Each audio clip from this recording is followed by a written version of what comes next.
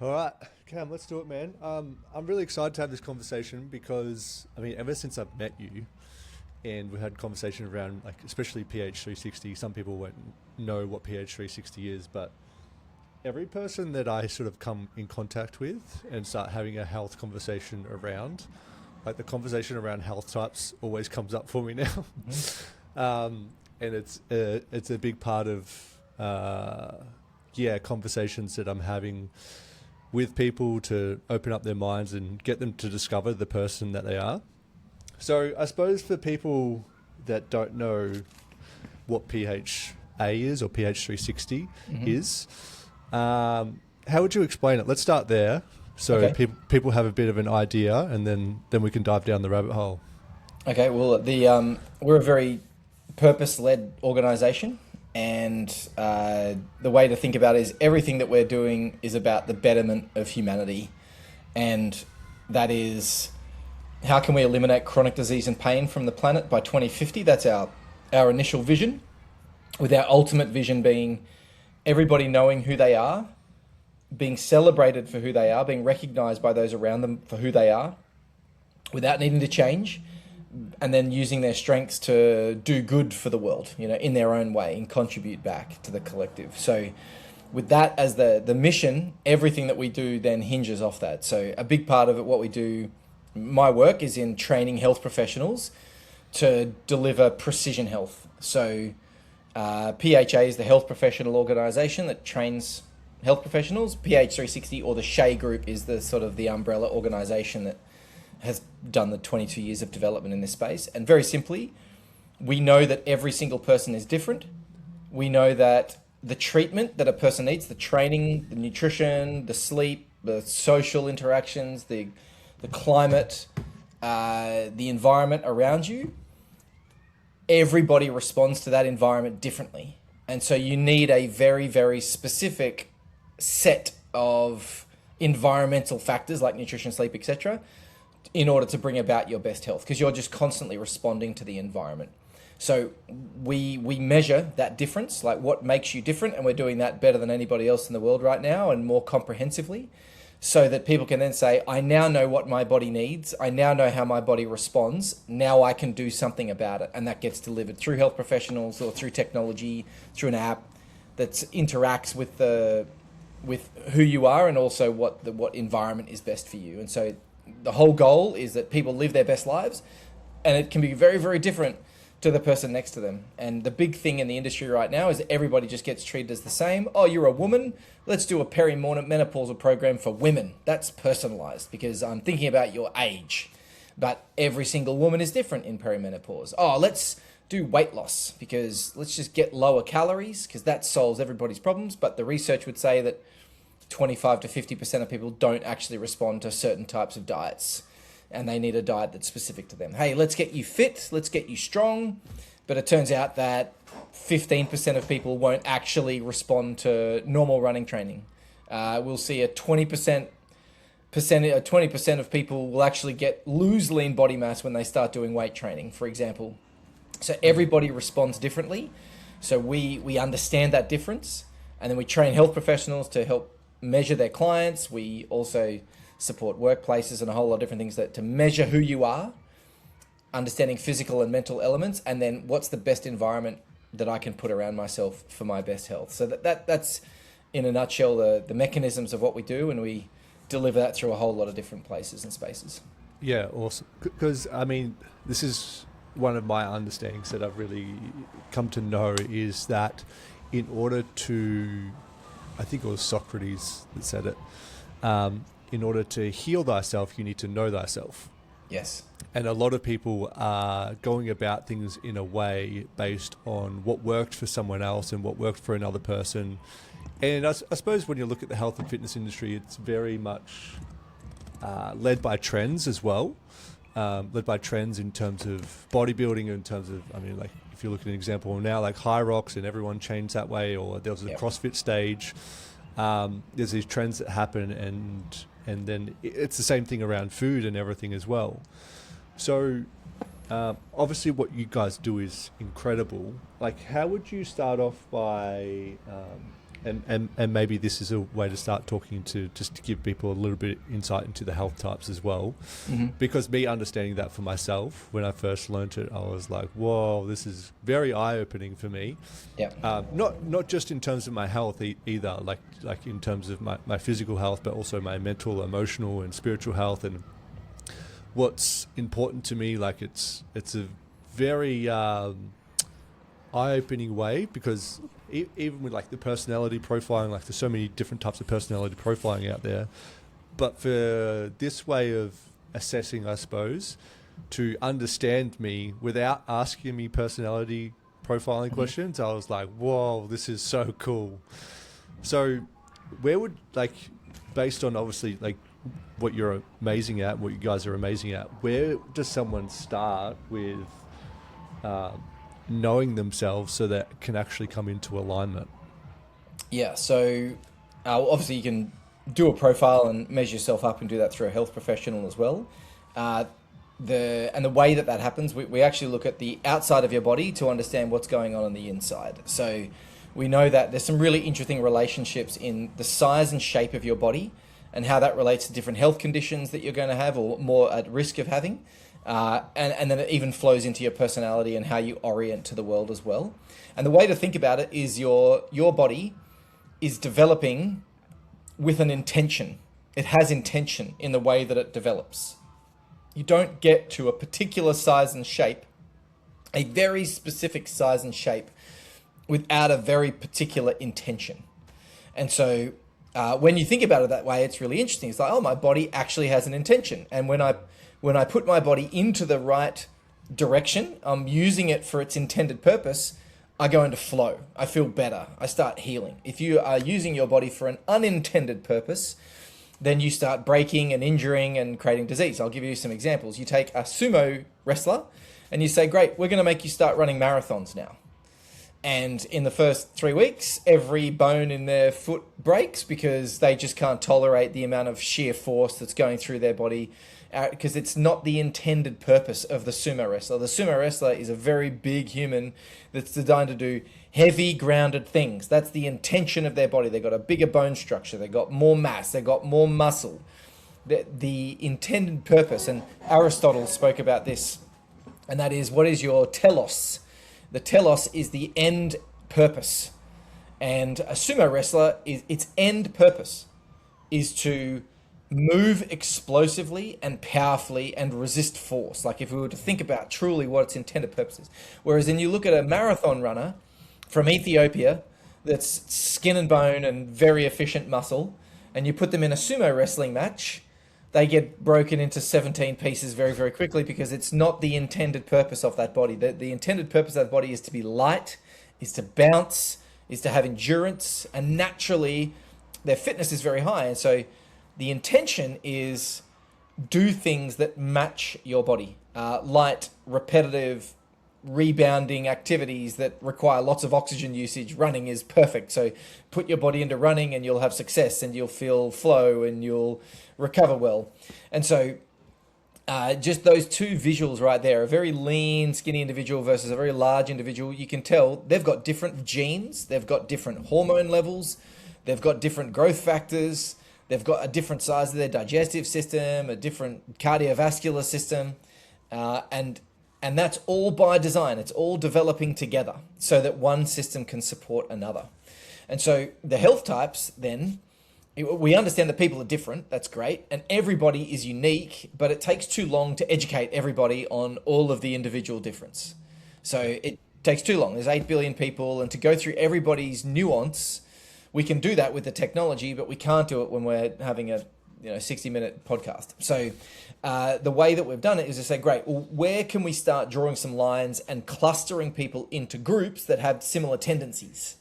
And like all you have to do is be thinking about, I'll give you a few visuals here. You've got a whole group of gymnasts. Go and have a look at a bunch of gymnasts. They're all short, muscular, square-faced individuals they love a little bit of risk. They love doing flips and tricks. Their biomechanics are insane. Their proprioception is insane. Their spatial awareness is incredible. These are all natural gifts that come along with a body shape that size. Short, square jaw, muscular, lean. we know that they actually have greater coordination from their brain to their body. They have lever lengths, like their femurs are shorter, which makes it easier to do flips and tricks and do various things with lower center of gravity. So it's like their body has an intention. I want to do tumbles and twists and flips, and I'm just designed for that. And that's one of our health types, like a quintessential activator, for example. Like they're designed for parkour. And what's interesting about that body is that they have more adrenaline. They actually release more adrenaline. And they are more sensitive to things like sex steroids as well.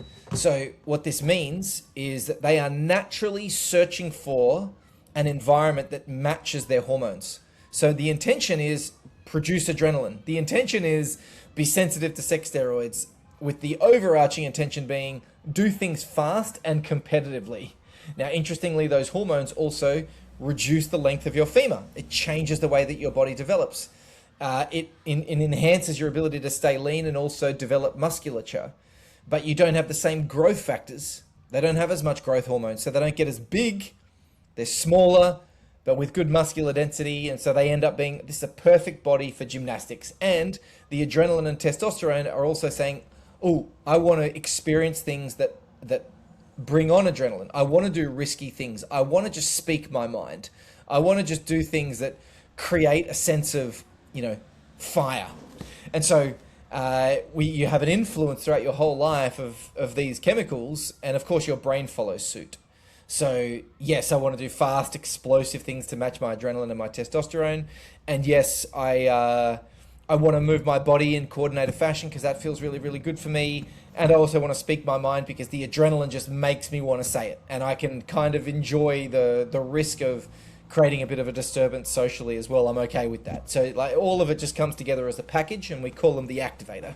Yeah. So we then have the opposite to that, which is the diplomat. And the diplomat has less sex steroid, and they're not as sensitive to it. And they have more growth hormone. So it means their femurs get longer, and they naturally get taller. But we also see with the growth factors they got, they thicken out a little bit. Now, diplomats have got an incredibly varied range of size and shape, so it's hard to kind of pin them down. But a quintessential one is like a glamazon, like a tall, strong woman, strong legs, and male, like a big, thick swimmer is another good example of that too. So these individuals, because they have less sex steroid, the same intention for risk and aggression isn't there. And they don't have the impetus. They don't have the fuel for it either. It's like their body doesn't intend on getting into conflict. And so what they do have, though, is a very delicate balance of serotonin and a very strong relationship between their gut and their brain. So you hear about gut-brain axis. It's on trend. Happy days. Very, very relevant for the diplomat because of their connection there. If they get a disrupted digestive system, it affects the serotonin in their brain. They're not looking for risk. They're looking for completion and for certainty and for harmony. They want to do things peacefully and enjoyably and generate more serotonin. And if they don't do that, and if they're thrown into risk, they actually get very, very tired very, very quickly because they're not designed for that type of stress. Their intention isn't to be in chaos. Otherwise, they would have been given lots of sex steroids and adrenaline. Their intention is to be in a calm, steady environment that allows them to produce or to complete things, to finish jobs, to take their time. And this then creates reward and serotonin over time. So they have a very different feel. They're calm, they're steady, they're considerate. They like to take things away and really think about it for a week and then come back with an answer, whereas an activator would come up with an answer in the second and then come up with 17 different answers each day because they just like the idea of experiencing things. So that person, that diplomat, activators need 6 meals a day. Diplomats need 3. Activators love early morning training. Diplomats are night owls. They do better in the evening. They do better to slow down in the morning.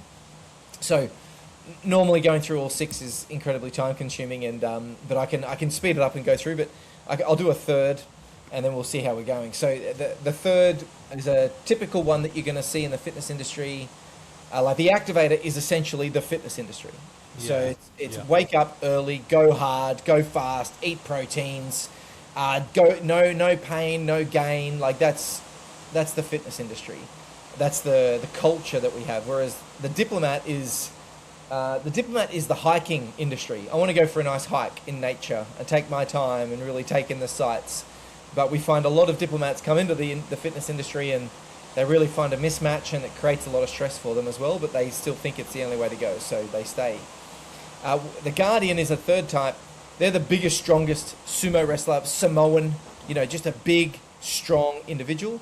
And what's really interesting about them is that they are hyper-protective, I should say, hyper-protective. So along with their big physicality, interestingly, the hormones that make you bigger and stronger, naturally, also make you more protective of the of the people in your clan. Makes you very family-oriented. So we'll see Samoan as a culture is all about family. Maori population, all about family. You'll know the Italian nonna, the big Italian nonna, it's all about serving the whole community. And you'll notice that even in Australian populations, like the sort of Northern European descent, bigger, stronger individuals, people that are holding more mass, have got more of that protective, nurturing nature. And that comes along with incredible power, because they've got a lot of power in their joints and in their muscle tissue, but they don't do well at sprints. They don't need as much food. They don't need as much protein, even though everyone thinks protein is the only way to lose weight. We actually see far better results when we lower the protein for these individuals, because their liver is actually at risk. Their insulin and pancreas function is at risk. So taking the protein off can actually really reduce the burden on those organs and actually make them a whole lot healthier in the short term, and then they can reintroduce some protein later. It's very interesting. So we've got these big, strong individuals with less frequent meals that are very, very protective, and all of this comes back to the idea of your genes set a blueprint for how your body is likely to develop given a particular situation. And then your genes interact with how you develop in the womb embryologically. That's when a lot of these body shapes and sizes are determined. And embryologically, you set a trajectory for the rest of your life. So we know that people are going to be a guardian at two years of age, because we can actually measure their sizes and shapes, and we can see how that's going to project out over time. But all of it is, there is an intention, a genetic intention, a embryological intention, an epigenetic intention for your body is going to receive the environment in a particular way. The nurturing person is going to look to see how they can nurture. The competitive person is going to see how they can compete. The person who wants to complete things is constantly thinking, where can I find some time and space to figure out how I'm going to complete this thing? And if you use your mind or your body for the wrong intention, that's when stress gets created. So we have other health types as well, another 3, but I think that's a good starting point for us. Yeah, when I first, especially Kristen, my partner, she's a diplomat. Her best friend's an activator. I'm a crusader. And when I started understanding a lot about myself, I was like, oh, this is why I do this, and this is why I do this, and this is why I do this. And it started making a lot of sense for me. Before I go into that, actually, how does one, figure all this out? Where did it come from in terms of connecting these dots of, where all these individual beings, and we have our individual needs, and obviously like you were talking about, you guys have grouped those together as best as possible to get the best outcomes possible. Yeah. But how do you start figuring this out of I know there's so much behind it, but just to give a bit of an insight to that, how did all this come about? So our chief medical officer is probably, I would say, I couldn't imagine a more intelligent health person on the planet. There really isn't a question that I've been able to ask him in the last 12 years of knowing him that he hasn't had a full textbook answer for. Photographic memory. He decided that school wasn't for him at 17, so he went and trained as a monk in India and was 70 days through a water fast, a complete fast. And then he goes, this isn't my purpose, to be sitting on a mountain. So he goes in, learns learns medicine, conventional medicine in India, then went and studied Chinese medicine in China, developed some of his own electroacupuncture elements and things like that. Then got fascinated with Hippocrates' work and the Persian medicine about 1,000 years ago as well. And then he said, right, well, I've got to figure this out, because there was a whole lot of evidence in conventional medicine to say, well, certain sizes and shapes and certain types of people get certain diseases. And there was all of this work done in the 1920s that looked at, this is where hormone work started, they started looking at different sizes and shapes of bodies, and they analysed virtually all of Italy, and all of the kids in Italy, or as many as they could. There were schools dedicated to this, and they found out that certain sizes and shapes get certain diseases, but they didn't realise what, and they found out that it was the hormones that drive the differences in sizes and shapes. And that's where endocrinology came from, is out of biotypology, we found hormones and how they worked within the body. And then we forgot about the body shape and just focused on the hormones. And because we lost context, that testosterone's low. But for this body shape, it's perfect. But they lost context. So we collected 10,000 people, studied them for 5 years. And we looked at so many different measurements of how are people different. That was in late 2006 to 2010. And then with all of that data, you can say, well, who's done some work like this in the past? And the Chinese have been doing it for 5,000 years. And Hippocrates had been doing it for 2,500 years. And the Ayurvedics had been doing it for 3,000 years. All of those systems, they didn't communicate with each other, but they all showed exactly the same thing, that different sizes and shapes of bodies have different diseases, respond differently to the environment, need different food, interact differently. They just had different language for it. Yeah. But then you look at conventional medicine, and it's all been validated as well. Like William Sheldon in the 1850s, he was looking at body shape and like the somatotypes. That's where the somatotypes came from, ecto, meso, endoderm. And then that work was redone by Nicola Pende, who was in the 1920s, as I discussed, but he looked at it much more granularly and with a much greater scientific lens, because William Sheldon was literally looking at nude photos of college students. That stuff wouldn't happen anymore. And he misclassified a lot of people because he was just basing it on fat tissue. Yeah. And so we put all of that together and we started testing the data set that we had with these very objective markers. And we said, well, which bits fit? Because not all of Ayurvedic medicine is accurate, because a lot of it's subjective. So how can we bring the objectivity in? Chinese medicine, how does that map? Western medicine, how does that map? Conventional medicine, molecular biology, genetics, how does that all interact? And so they essentially brought the best from West and Eastern with a data set that was very comprehensive and said, right, well, let's start posing some hypotheses. And we started using AI in 2011 to help with these insights. So we've now got 3 million human years of data. We're doing 1.5 billion data points per month. We're crunching to understand, what makes people different. So every discipline of science has been integrated into this platform. So it's looking at it from all different angles all of the time. Like we say that, how does it do this? It's like, well, a bucket load of work, essentially. And being open-minded to what have we done in the past? Like, one of the most fascinating things that our chief medical officer said, the question I said, what is something that is brand new to conventional medicine that we haven't been able to do before? And maybe some of the crisping, like the changing of genes and things like that, would be a thing.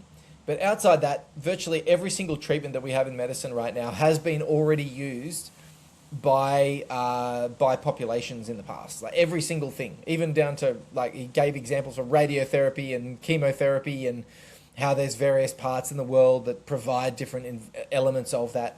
So just everything in existence. Like, you think about, if we as a species, we've been trying to figure out health for maybe 10,000 years. Like, there's definitely some knowledge that we can glean from people just like us giving their best crack 3,000 years ago, trying to observe the world, but actually the geniuses of the time doing it, Yeah. So to discard their work is just so naive. So that's a little bit of the history as to how it got to where it's got to.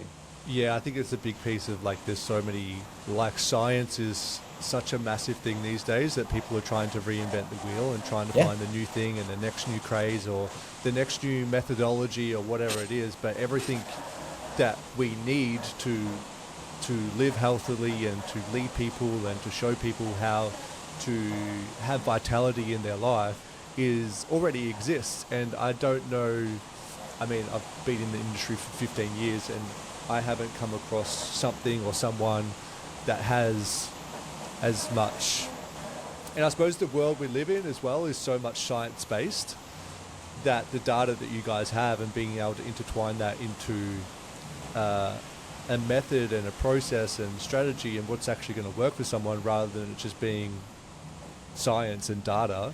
Because I Yes. feel like that's what a lot of people do. They just present science and data, but then it's like, well, what do I do with it?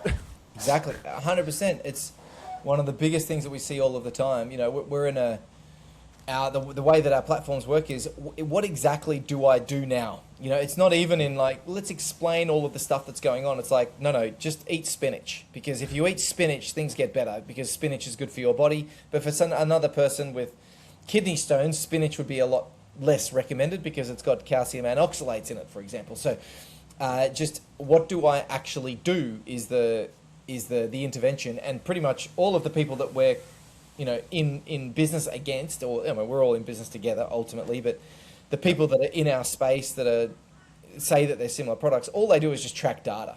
It's like, oh, I've been waking up at 6 a.m. for the last 3 weeks. Good, as opposed to what exactly should I be doing at 6 a.m.? What is my physiology? What is it designed for at 6 a.m.? What's it designed for at 12 p.m.? What's it designed for at 6 p.m.? And how does that then influence my energy levels at 6 a.m.? So, the so much, and then even the AI that is out there right now, it just takes data and tries to associate as much as it can with that data. Whereas what we have is what's called human intelligence, which is understand the person first. And it was Hippocrates that said, essentially you've got to treat the patient. Like there is no such thing as disease. In fact, it could have been Seneca actually.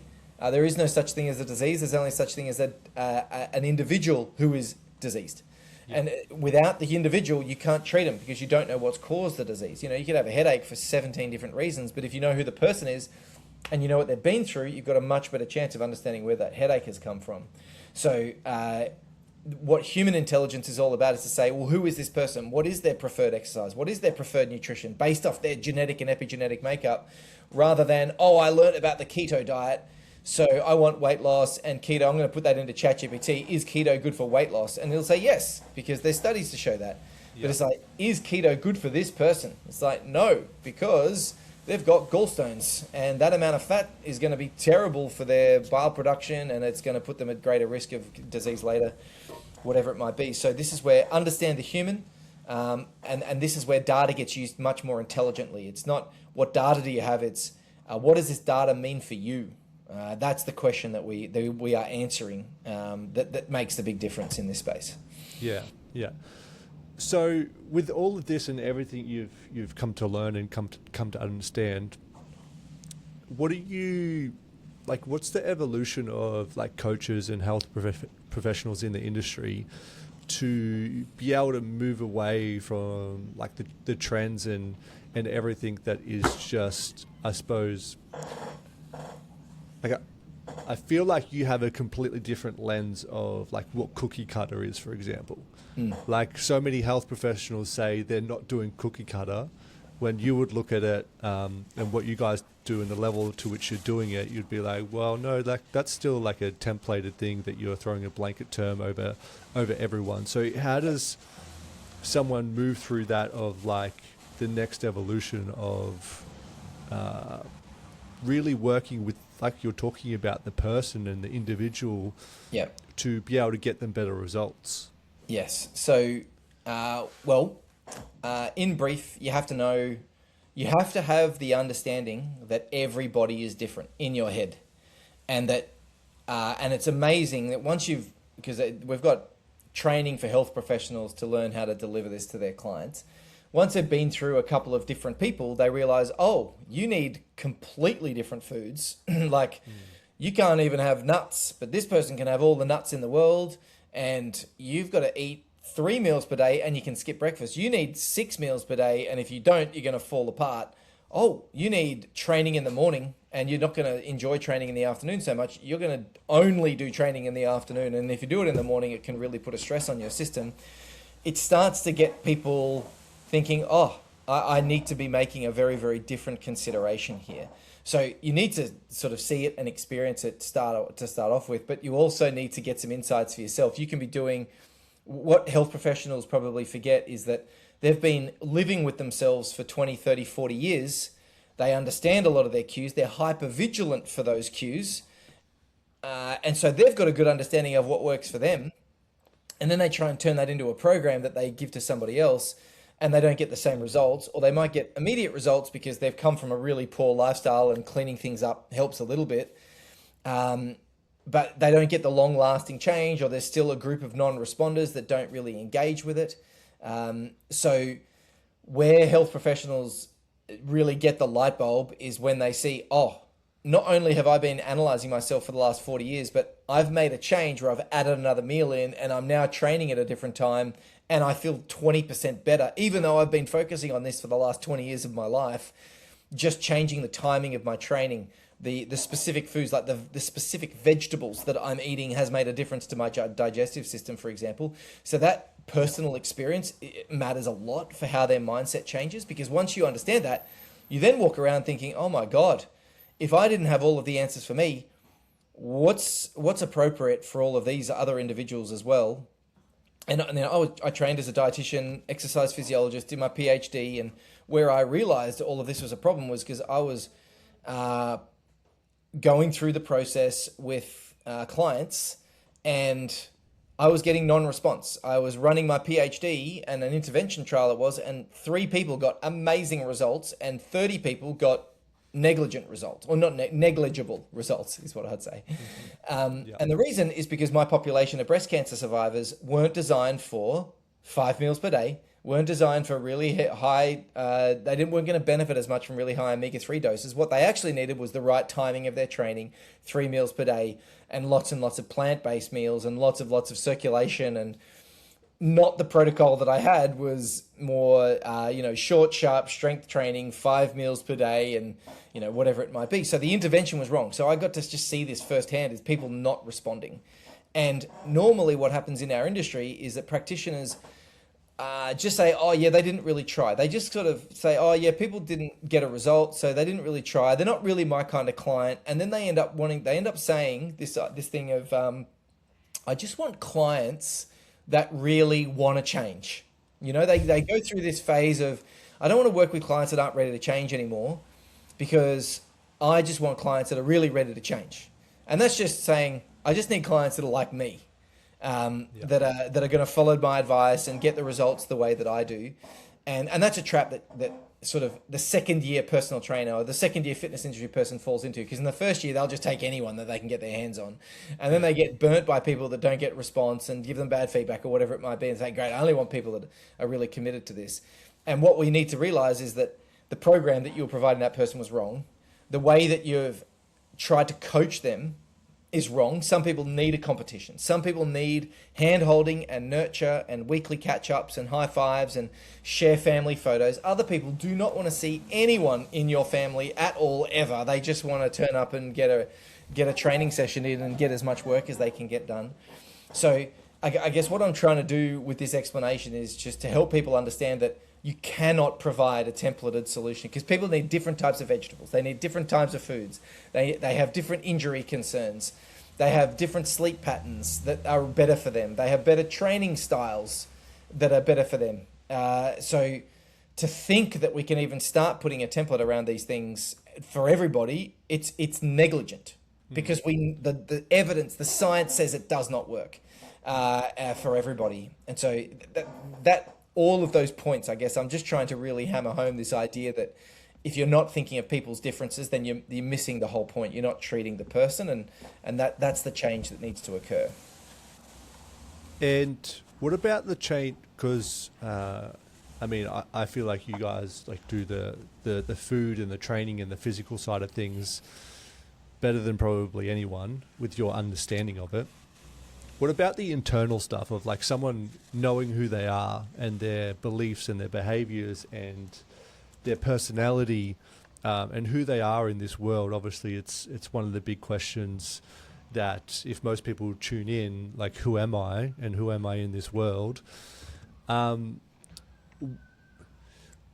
In terms of relating this to health professionals as well, because they're so focused on the physical side of things, whether that be injury or whether getting someone a physical transformation, what do you see the missing piece in that, in actually not understanding someone's personality and who they are to actually be able to help them get results? So can you just repeat the question a little bit? There was just Yeah. make it a bit, probably a bit more direct. Go for it. Sorry. Yeah, like how does how do health professionals actually help someone understand who they are Yep. rather than just the food plan and the training plan and the rehab Sure. exercises, actually understanding, themselves internally. Yeah, great. So, okay, so probably one of the greatest opportunities that you have in health professional land is to go through continual personal development. To be in business, you constantly have to learn things about yourself. What's really important to that is that as you age, most of your personality comes from the hormones and genetics that you have. So who you are is actually built into you in the womb. This is really important because people think they're growing and whatever. What you're doing is you are uncovering more of yourself. That's what you're doing. So to understand that, first and foremost, your life is about navigating to who you are truthfully. And what gets in the road of that is early in your life, your parents and your social environments really shape your experience. And then the knowledge that you have and the beliefs that you have about yourself can get in the road of that as well. But let's give some examples. So we have an individual, let's say we take the activator. The activator is this adrenaline-seeking, competitive individual. Now, at their core, they should know and they should celebrate, man, I love a bit of risk. Man, I love a bit of chaos. Man, I love just doing something and figuring it out. Man, I love trying new things and putting energy into new stuff. Not feeling like I have to finish everything, but just starting stuff. I love starting things because that's where adrenaline is. So understanding that that's a natural impulse that they have, that's who they are. And that's a great thing. And that's incredible for a lot of their clients, for example. Now, what can happen when they're younger is that they can be told, hey, you're too much, you're too intense, you've got too much energy, you need to sit down, you need to be quiet, you need to control yourself. And essentially that's saying to their body, your natural response is wrong, you need to learn how to be a different type of person in order to be accepted by community. And what happens to their little minds is they go, oh, my natural impulse is making people unhappy, therefore I need to be a different person in order to make people happy. I can't be myself. And so this is where you've got this physiology that's designed to be this incredible rule breaker and exciting freedom fighter, but you've got the overlay of their experiences of no, you got to be quiet and you got to be calm. And this is why you can really find yourself in the fitness industry, because it's all about big noise and excitement and lifting weights and no pain, no gain. You feel like you've come home and you can be yourself because you're surrounded by a whole bunch of people that have had exactly the same childhood. So whereas another person is gone through life in a very different way. Throughout their whole life, they've been a guardian, and the guardian is naturally bigger. They hold more weight their whole way through their life. But they're also much more caring and considerate of everybody as well. And so what does that mean for them is that they've got a natural inclination of, I just want to help people. And when it came to sports, everyone's telling me I need to compete, but I didn't want to. And so I found that I don't really like sports. I don't really enjoy that. And movement's never been fun for me because I'm always a little bit slower. And we don't do shot put enough. So I only get to shine when I'm doing shot put. But by the time we get to shot put, I've got such little confidence in my body that I don't even use all of the strength that I've got to really excel in that. I'm naturally really, really strong, but I don't even know that because, movement and my physicality has always been a place of shame for me. So naturally they're protection, they are service driven, they're generous, they're caring, they are so physically strong, yet they get taught, no, this isn't you. And so they turn up to the gym. A guardian turns up to the gym to see an activator, and the activators just found themselves, and they can be really excited and really energized. And the guardian's saying, all of this threatens me. I've never been comfortable in my body. I'm looking at this tiny little activator with their body, and I just relate differently to it. And then they're just putting me through challenge, but I actually want nurture. I just want a person who's going to text me a few times a week. I want someone who's going to share their family photos with me. And so where I'm getting to with this is the core of who we are is actually delivered to us in the womb. And it's about understanding who we are as we go through our life to discover more of ourselves. But we have a lot of influences that are telling us, don't act like this. Don't act like your natural self. And so personal development truly is about saying, well, who actually am I? And this is the beautiful thing about our profiling is we can do that without asking any questions. We can get it from your bone structure and other things that tell us what hormones are at play, tell us what your natural predispositions are, so that you can start to understand, great, that's who I am at my core, and it can help you navigate to you a whole lot faster. And if you start to understand yourself better, you start to understand the differences that exist in other people. So, oh, I'm not like that because I know who I am. I can see your differences and I really appreciate that. I can see how you are very nurturing, you are very caring, you are very considerate, you like to take your time on things. I can see how that's not me, but I don't feel bad about that anymore. I just know that that's who I am, and I know that you're different, and those differences are cool. And this can then start a completely different relationship with this person where you say, hey, I know that I'm really excited, but I know that you're going to need a nice gradual approach to this. I know that you're going to need to feel confident in your body as a guardian. I know that you're going to need time and space like a diplomat. And so you understanding yourself, understanding that there is a core temperament that you have that's based on behavioral genetics and hormones.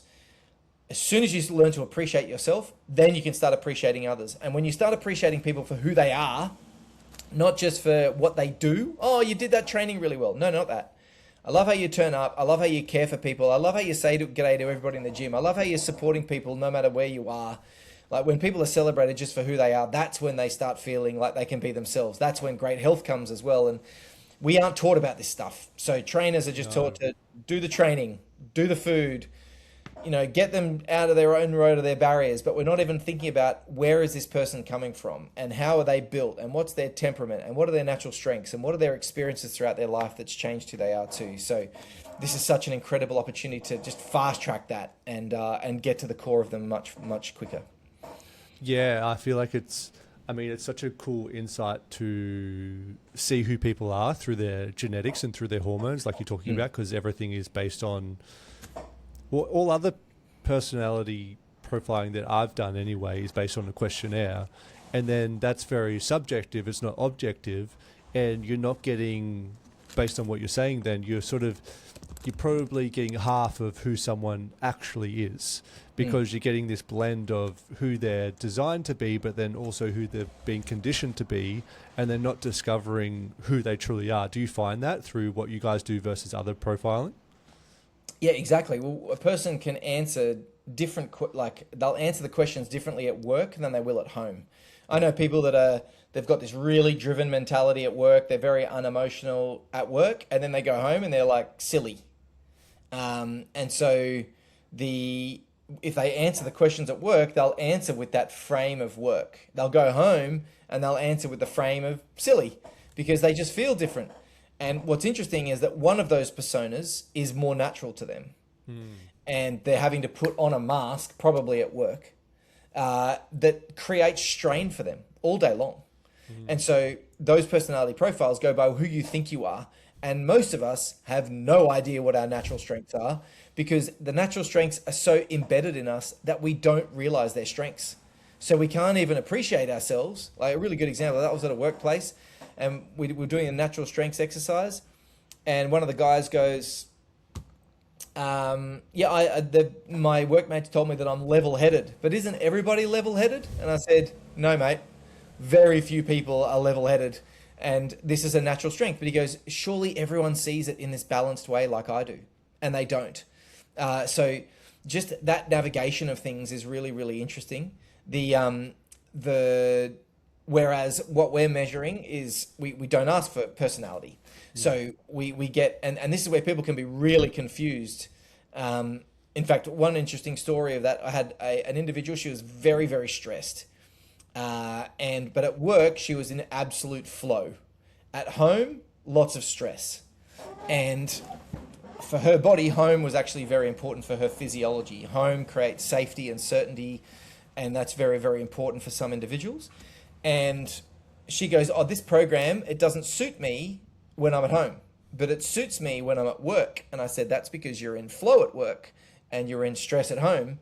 But she couldn't reconcile those differences. It was actually saying, hey, this is how you optimally function. She said, yes, that's me at work. But because it didn't work for her at home, because she's a different person at home, she discarded the program. She said, no, this can't be me but at the same time, her body was in a disaster zone of health conditions. So she obviously was misaligned at home, and that was one of the big drivers for her to get healthy as well. So yes, it can really peer into a person's soul very, very quickly and help them understand, okay, these are my natural temperaments, and things that are opposed to this are things that I've learnt over time, and that then helps you navigate what is real and what's not, and it's a very powerful tool that way. So what's the impact do you think that this is having on like health professionals and coaches by them not knowing this stuff? What impact is that having downstream with obviously people that are coming to health professionals? Yeah, by them not knowing all these different areas of what makes someone who they are. Yeah, worst case is they make a person feel shame and guilt for not getting good results because they've given them the wrong program with their nutrition, they're giving them the wrong training and the wrong timing for their training, and they're not coaching them the right way, and they're saying, come on, you should be able to do this, your body should be responding to this, you must be lying to me about what's going on. And you know, I say as a dietitian, I went to a dietetics conference one time, I was doing a presentation there, I said, someone's doing all of this, but they're not getting results, what's going on? Everyone says they're lying. So they're lying about their intake. But that's not the case. Sometimes it's just food timing, sometimes it's exercise timing, sometimes it's stress from other things. So what happens to that person though, you from a business perspective, you lose a client and you go, okay, great, I'm on the hunt for more clients anyway. What happens to them is they go, I went to a trainer one time and I did everything that they said and I just failed. My body, there's something wrong with my body. And I don't feel good about that. And I'm now demotivated. Do you want to go see another trainer again? No, I don't. I want to stay away from gyms. So the worst thing is you can actually do the opposite of what you're trying to do inadvertently just by being you. Because you are different to other people, the way you are, the way you get motivated can really annoy other people and not make them feel comfortable. So you can actually turn people away and demotivate them. Whereas on the other side of things, when you get it right, you can be a complete relief to people. It's like, oh my God, I've been to 4 different trainers before you. Finally, someone listened to my story. Finally, someone explained something in a way that I understand it. Finally, I'm doing exercise that feels right for my body. Finally, you know, I'm doing this pretty weird stuff with my diet, but man, my digestion has not felt this good in 20 years. You know, there's these 2 ends of the spectrum. Yeah. But the thing is, you can actually get that result, the second one, in everybody if you're doing personalized approach. But if you're not doing a personalized approach, you'll end up with the shame and guilt story in probably 30% of your clients, which is totally crazy that it could be that many people being affected that way. How do you, I feel like there's so many, I know there's obviously the percentage of PTs, coaches, allied health pros that know they're giving all their clients the same thing. And then I feel like there's another category of people that feel like what they are giving their clients at the moment is personalized. Yes. So how do you have the conversation to open up their minds to like what they're currently doing isn't actually personalized? Well, it often, there's part of it that is. Yeah. It's just not precise. That's probably the difference. And it's not comprehensive. Yeah. So personalized is, hey, I know this person's got an ankle injury, so I'm going to be careful with training around their ankle. That is personalized. That's accounting for their injury. What is precise is, well, I know the optimal timing for their training, where when we are doing training, they're going to get the greatest anabolic response between 2 and 4 p.m., for example. I know that if I can get them to train at that time, it's going to be the best. If I'm training them in the morning, it's not going to be ideal for me to train them really hard. I have to train them with more aerobic type work because their system doesn't deal as well with the anabolic stimulus as it does in the afternoon. So, but at the same time, they didn't sleep that well last night. So I'm going to reduce the intensity of their exercise down because they've slept less well, but make sure they've still done something. At the same time, they are really struggling with motivation. And instead of getting a whip to crack out, I'm going to say, hey, let's just chat about your family while we have a bit of a talk. Or, hey, let's set a bit of a competition. Or, hey, let's track some of this data and see how it improves over time. The way that you coach them has got to be precise as well. So you have a person comes in the afternoon with an ankle injury. You're not just doing ankle supportive activities, you're doing a different type of training at a particular time based on their sleep, based on their personality, based on the way that they need to be coached. And it's specific to them right now, rather than, oh, it's personalized because I know a little bit about your life and a little bit about your injury history. So it's just more comprehensive. And when people hear that, they go, oh, that all makes sense, but I don't know how to account for all of that stuff. And that's essentially what the human intelligence that we use can do now.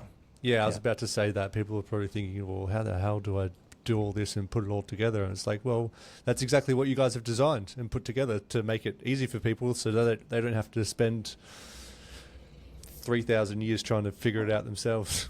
Exactly. And they probably wouldn't, because we all don't have genius level brains that can remember it all. So, and the tech that we've got, it literally takes 20 to 30 minutes to do an assessment on an individual. You can do it with a soft tape measure and a smartphone, or just a smartphone by itself in some instances. It takes 20 to 30 minutes and you get everything that you would need, down to like exact foods, food timings, how you cook the food, recipes, what kind of training is better for them, what timing of training, what are the better stretches that are going to be better for their body, what are the personality preferences that they have, what are the social things that are going to stress them, what are the environmental things that are going to stress them, should I put them near the air conditioning, should I keep them away from the air conditioning, should I be speaking directly to them, should I be speaking in narrative, it has all of that information that allows a health professional just to engage with it and not have to guess. That's the most beautiful thing. The last thing I want to finish on is like,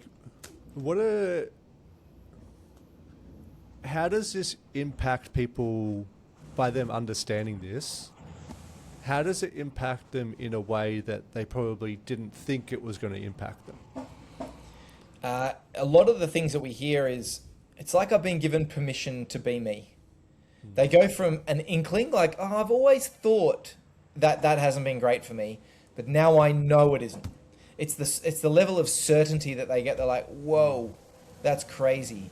And like, dedicated early birds that are actually night owls, when they slow their morning down a little bit, they go, you know what? I'm actually less exhausted in the afternoon. It's only been 3 days.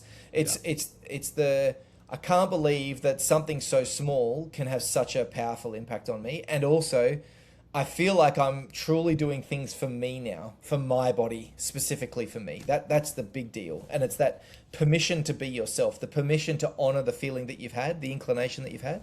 Yeah, that's a big deal. Yeah, awesome. So if people want to find out what they are, where do they start? Where do they go to? What's the best place for them to do that? Yeah, so if you're just a regular health concerned individual, then you just go to, actually the best place to go is just search for SHAE Group, SHAE Group, and then Dr. Cam McDonald, and my page essentially will have every link that you will need based on what I'm about to say. So a platform called SHAE is the place that you go. You get a membership, you complete the assessment, you get an app, and you can literally start talking to your biology on your digital twin.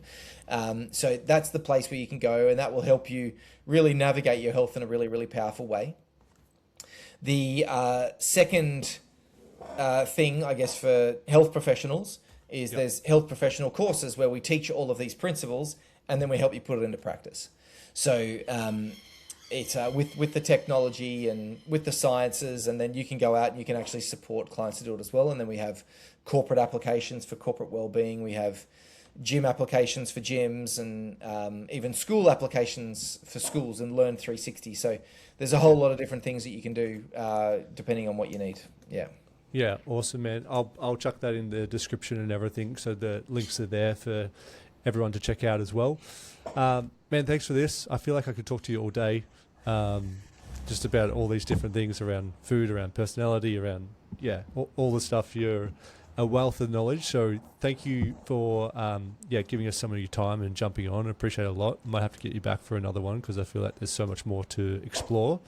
But yeah, anything else that you would share just to finish up on with someone, just like a health professional that's really looking to take their service, their level of value to the next level? Yeah, I would. One tip that I would say is audit every client that you've had that you've lost, and start to have a think about what was different about them. Why didn't I gel with them? That would be number one. And then number two, I mean, we've actually got a fair few free resources and things like that where you can start learning about these things. That I would be suggesting that, understanding how people are different is just get involved and learn some stuff. The course that we run is really, really affordable, and it's a perfect starting point, and you will leave that course with incredible amounts of knowledge, even if you don't continue with it. But they would be the places for me to recommend. Yeah, I mean, I'm sure people have experienced like doing a personality profiling and how much awareness that it gives them. And if you sort of 10x that and find out what your health type is and learn about yourself, like it's really game changing. And like you said, it just really allows you to be yourself, which creates a lot of like belonging within yourself. That's what I experience anyway, by learning who I am and my health type. And there's so much more for me to still explore about myself in this space as well. So thanks very much, mate. I appreciate it a lot. And yeah, this podcast will be out soon. My pleasure. Thanks, mate.